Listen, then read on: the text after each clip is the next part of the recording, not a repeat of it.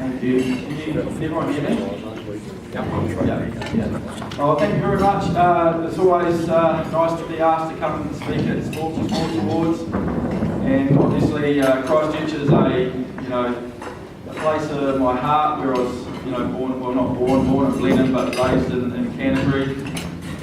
Yeah, I just recently retired from the Wellington Phoenix and had 8 years there, played 181 games, and certainly something that I will always remember and cherish.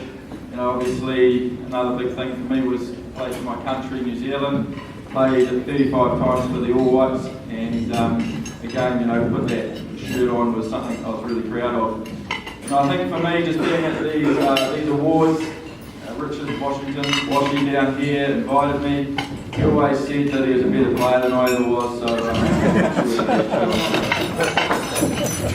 thanks for the invite. Now, I just sort of, with all the young fellas growing up, as sports people, as men growing up, I just thought I'd share a little bit of my story, and maybe you can take a little bit from it, maybe you can't, but there's probably a few things that this school actually is teaching that I think that we talk about values and we talk about good men. That's something that once I work that out, and in my story which I'll share now, once you work out what are good values and what makes a good man, life becomes a lot easier. So as a young fella, grew up with a young family, medium family. My granddad was Czechoslovakian, so he was a mad soccer man, which made my dad a mad soccer man, and which pretty much made me grow up, as a footballer.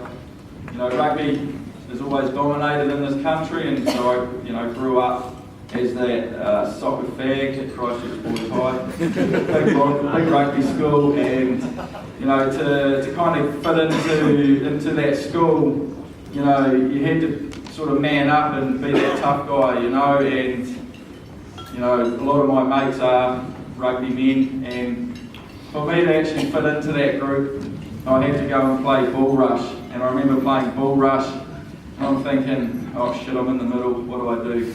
Pretty much the first 15 sitting on the other end, and I thought the best thing I can do here is maybe just pick the biggest, ugliest guy that's going to probably steamroll me. But if I hurt him, then everyone might take notice. So I picked Lockie Thompson, and I just thought, well, the best thing I can do is just throw myself at him. So he comes sprinting at me. I absolutely smash him into the ground, and I'm thinking he's going to drop me and kick my head in here. And he tapped me on the head and said, well done, you soccer fag. And so there on in, I was in kind of the rugby group, so it was always nice, and those boys are still my good mates now. I guess the other thing that sort of made them sort of stand up and realise, for me, it was when I started making the New Zealand team. So I played for first 11, and then I played all the Canterbury Red games, and then I made the New Zealand Under-17 World Cup, and we played Australia here actually, and it was absolutely hosing down.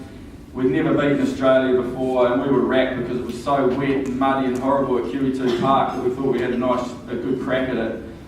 So we ended up beating them 1-0, and it was the first time the New Zealand team's ever been to the Under-17 World Cup, and it was in Egypt. And we us little Kiwi boys thought we were pretty cool, going off to this World Cup. We trained for 3 months, left home, and we thought, right, we are the shizzle, And back in, if social media was around in those days, we would have been, tweeting and Instagramming how cool we were. And we went off to this tournament, and we played the first game, and I remember we were like 4-0 down to Mali within about half an hour. We played in Mexico, we were down 5-0, and then we lost to Spain. I think it was a rugby score of 13-0. And from that, there was a lot of guys thought, what the hell am I doing? Like, why am I even playing the sport? Like, I'm never going to be good enough to go pro. So a lot of guys just dropped out. They just said, this is too hard for me, went off and, started their careers in university or whatever it was.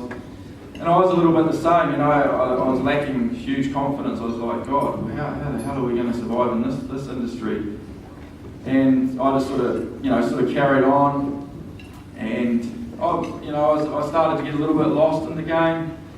Played a little bit of first 11, and then got called up for trials with the Kings. Back then, the Kings was like the professional team in Auckland. And then at 18, I got called up for an all-white gig, so I got called into the all-whites really young. And, debuted, went on as striker, even though I'm a centre back, and it was a bit weird, but Ryan Nelson, who's an old boy, actually put me through one-on-one with the goalkeeper. And I've been running around so much that I actually just run out of legs, and I stuffed up my chance to score on debut, so that was a bit of a flop for me. And then I sort of came back and I got really lost, I hadn't made it as a pro, things were getting a bit tough. I had to kind of start thinking about my career, work and, what I was actually going to do. And I actually just started making really bad decisions, really poor decisions. My mates were at university, they were out with, probably sort of started getting introduced to females, obviously, and all those things. And, and I went into the wilderness for, from debuting at 18 to 26. I was in the wilderness, I was working. I had a pretty good job, and I'd just sort of been playing for Canterbury United. I'd been Player of the Year, Players Player of the Year. I had all these awards, and I got up, everyone clapped me, and I sat down, and the manager goes, "Oh, so we'll see you next year." And I said, "Oh no, you won't see me next year." He's like, sort of like looked at me like, "What the hell?" He says, "I'm going to go and play rugby for Sumner." I remember his face, he was like a ghost, and I said, "I'm going to go play rugby." I had a gut full, everyone's tricky. I guess what happened was that I got to a point where everyone expected Ben Sigmund to kind of go and score the winning goal, stop the goal, be everywhere. A lot of pressure from mum and dad, which is not their fault, but they could see my talent, but they felt like I was wasting it. And I sort of fell out with them a little bit as well. And I got to a point where I just needed to get away from the game. And one thing that was really probably the best thing I ever did with mum and dad was where the pressure sort of got so much for me, and I just kind of felt like they were sort of so in it about the football that they kind of forgot about the Ben Sigmund that they brought into this world, just as a son.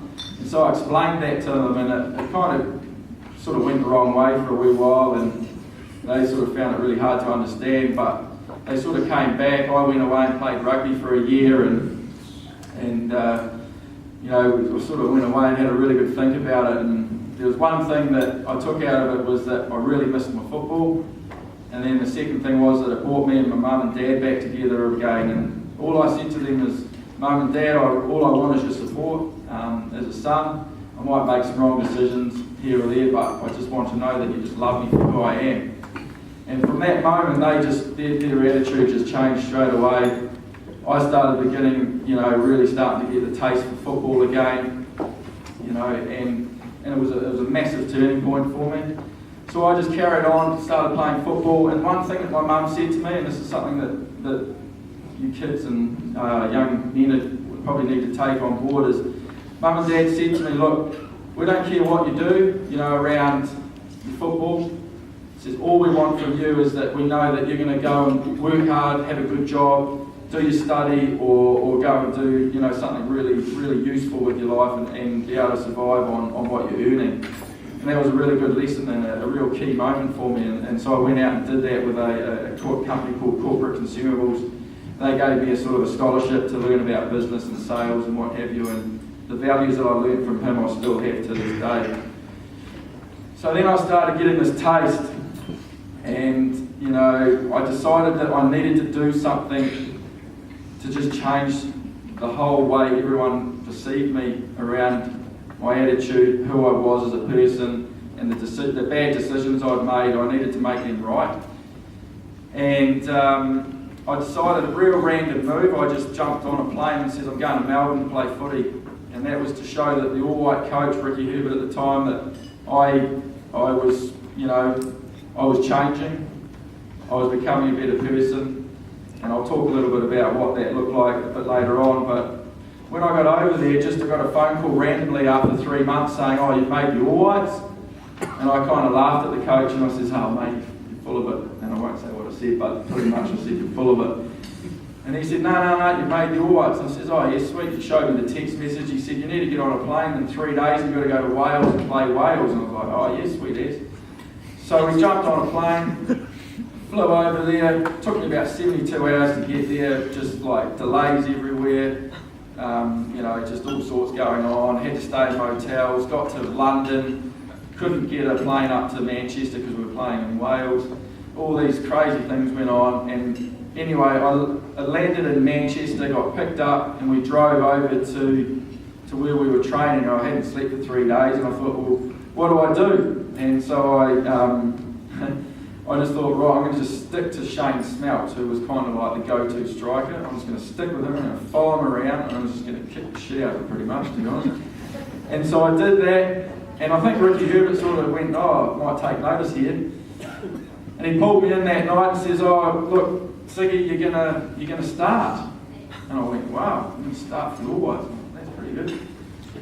So we were playing like Craig Bellamy. I don't know if Craig Bellamy was kind of like playing for Liverpool at the time. And he'd actually, I was a bit worried about him because he'd just, the week before, he'd just been done over because they were playing golf, you know, for the Liverpool team, and he ended up belting one of his teammates with the golf club. So I had to mark him, which was a bit of a worry. Ryan Giggs was playing. So it was a big team, and this was my one. And again, this is something that stands out for me: is you get one chance. I knew this was my one chance, and I knew I had to take it. And anyway, the game started. I'm marking Craig Bellamy. That's my only job, pretty much. And anyway, he scores in the first sort of 10 minutes. I'm going, "Oh no, I butchered this." And then we scored, so it went 1-1. And then they scored, and it was Craig Bellamy who again scored. I'm like, "Oh god!" And then we got back to 2-2. So it was 2-2. And in those days in New Zealand, you know, playing Wales, 2-2 is not a bad result. So during the game, Craig Bellamy sort of saying to me, "Look, mate, can you just stop kicking me? You're starting to really annoy me." And I'm going, "Look, man, I'm just a Kiwi. Pretty average. I'm just trying to do my best." Anyway, I just kept kicking him. He turns around to me and he says, "Listen here, you sheep shagger, stop kicking me." And so I'm like, "Yeah, okay, sorry. And then in the end, so there's about 10 minutes to go. And again, you know, 2-2, critical time of the game, 10 minutes to go.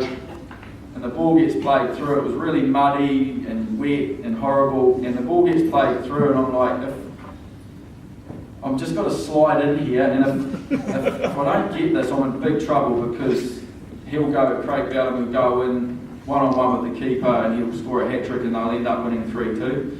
So it was one of those moments, you know, you're on your kind of last chance, and I slide in, I shut my eyes, and I look down, and the ball's at my feet, which is fantastic, by the way. And I look around, and here's little Craig Bellamy. He's like a little short dude, and he's sort of getting himself up off the ground, and he's got like mud and dirt in his face. And I turn around and I just go, "Man."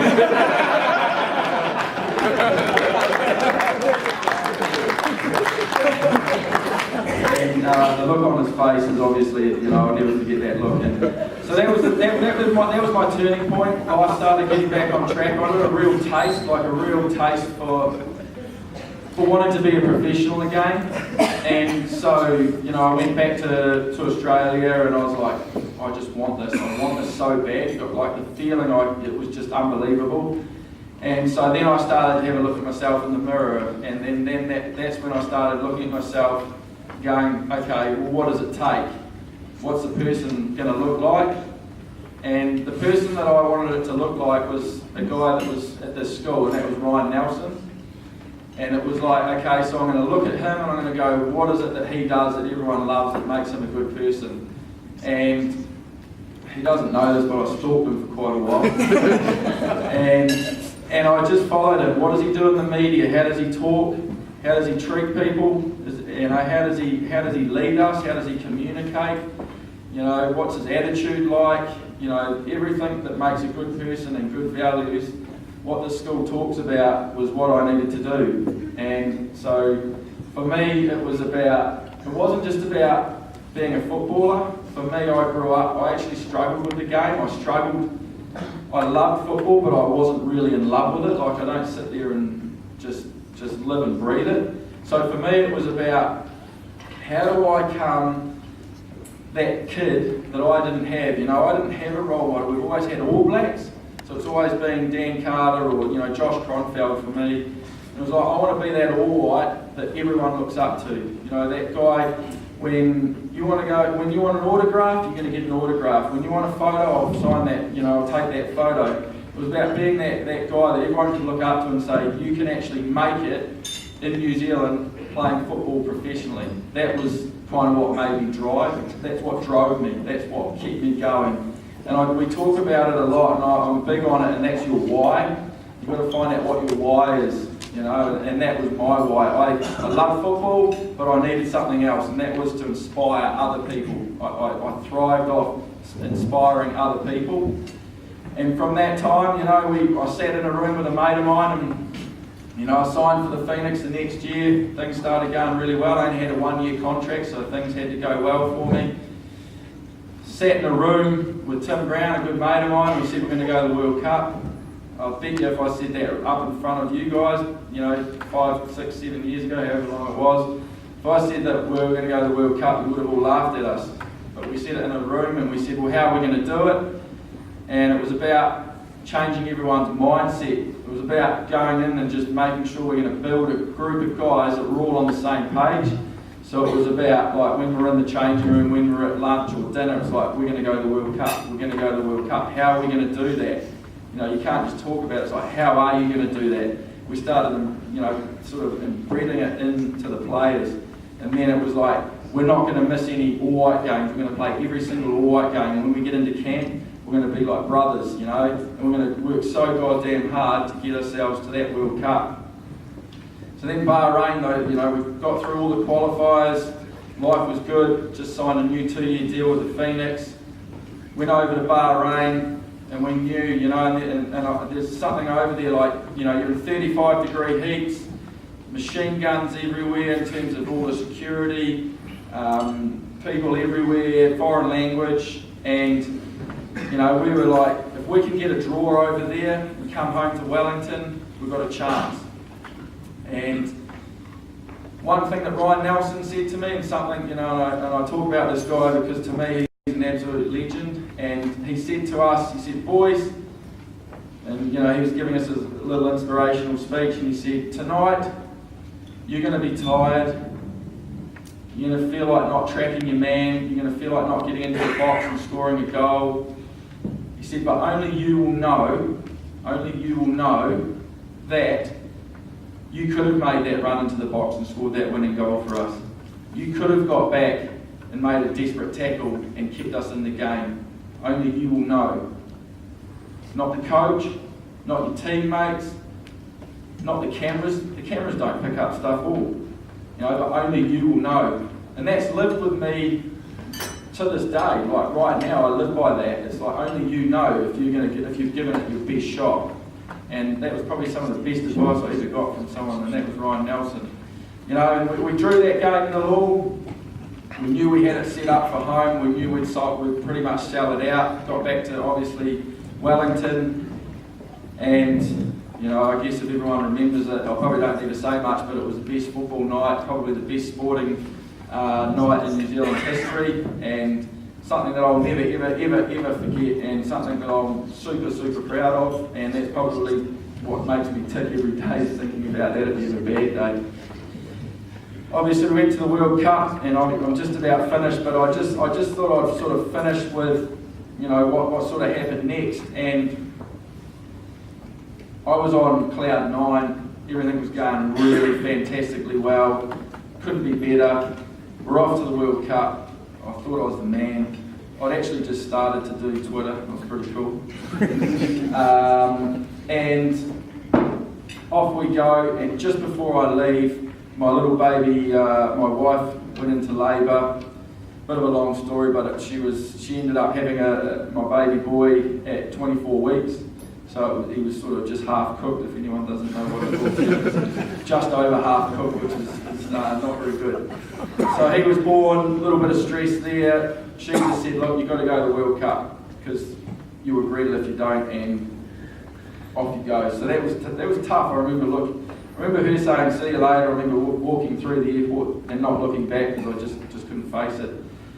And I jumped on the plane, got over there, and I guess it's even hard to explain, but you get over there and you start realising, and in the sport, everyone knows sport, you're not playing the first game, you're not playing the second warm-up game, you're not playing the third warm-up game, you're going, holy macaroni, I'm actually not going to play the first World Cup game. And the reason being is that Tommy Smith and Winston Reid, both centre-backs, had Kiwi passports and came in, and obviously Ricky thought they were better players than me. So the first game went by and I'm like, uh-oh, not starting. Started struggling really badly, couldn't sleep with anger, frustration. Had to go and see the doctor to help me sleep with sleeping tablets. And then the second game came along, nothing. And again, I think if there's any coaches in here, or anything you can learn from this, is I had no communication around why I wasn't playing, what I meant to this team. There was absolutely nothing. I was just kind of chucked in the corner and you've done all this hard work, but now you're not playing. So I struggled. And then the third game came around, and I was just I'm not going to be playing the World Cup. To this day, it breaks me. It was hard to accept, but I got home and I questioned whether I wanted to carry on playing, and I certainly thought about throwing the game in, because I just lost all passion for it. And I think what also happened was I had so much expectation on it that when it got taken away, I just crumbled. It just broke me. And so now I don't even let myself get to that point where I'm just so focused on something. That's just how I cope now. I don't get too emotionally attached to anything that I'm really passionate and love, because of the situation that happened with me at the World Cup. So I came home and I sort of said, well, what am I going to do? And what do you do? As young men growing up, do you throw the towel in, or do you have another crack and keep going? And that's where I sat down and I said, right, well, I'm going to set myself some goals. And again, we heard that today, goals. My goals were that I'm going to show Ricky Herbert that he should have bloody picked me. And that was my motivation. So I went out and I said, well, how am I going to achieve that goal? Because you can't just say you're going to go and do something, you've got to actually work out how you're going to achieve it. It was, I'm going to get better at all the things that I feel like I'm not good enough at. So I went and spoke to the second team coach and I said, mate, what are my weak points? And he said, your distribution.